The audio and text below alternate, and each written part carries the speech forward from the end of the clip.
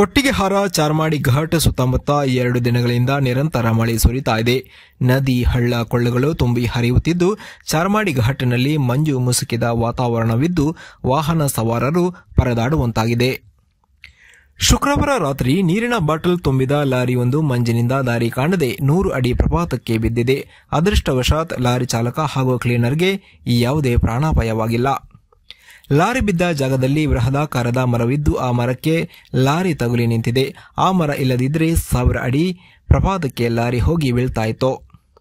ಮೂಡಿಗೆರೆ ತಾಲೂಕಿನ ಚಾರ್ಮಾಡಿ ಘಾಟಿಯ ಸೋಮನಕಾಡು ಬಳಿ ಈ ಘಟನೆ ನಡೆದಿದೆ. ಚಾಲಕ ಹಾಗೂ ಕ್ಲೀನರ್ ಪ್ರಾಣಾಪಾಯದಿಂದ ಪಾರಾಗಿದ್ದಾರೆ. ಪ್ರಪಾತಕ್ಕೆ ಬೀಳುತ್ತಿದ್ದ ಲಾರಿಯನ್ನು ತಡೆದ ದೊಡ್ಡ ಮರ ಇಬ್ಬರ ಜೀವ ಉಳಿಸಿದೆ. ಪುತ್ತೂರು ಎಂಬಲ್ಲಿಂದ ಚಿತ್ರದುರ್ಗಕ್ಕೆ ನೀರಿನ ಬಾಟಲಿ ಸಾಗಿಸುತ್ತಿದ್ದ ಲಾರಿ ಅಪಘಾತಕ್ಕೀಡಾದ ಲಾರಿಯಾಗಿದೆ.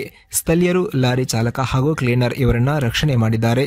ಸ್ಥಳಕ್ಕೆ ಬಣಕಲ್ ಪೊಲೀಸರು ಭೇಟಿ ನೀಡಿ ಪರಿಶೀಲನೆ ನಡೆಸಿದರು.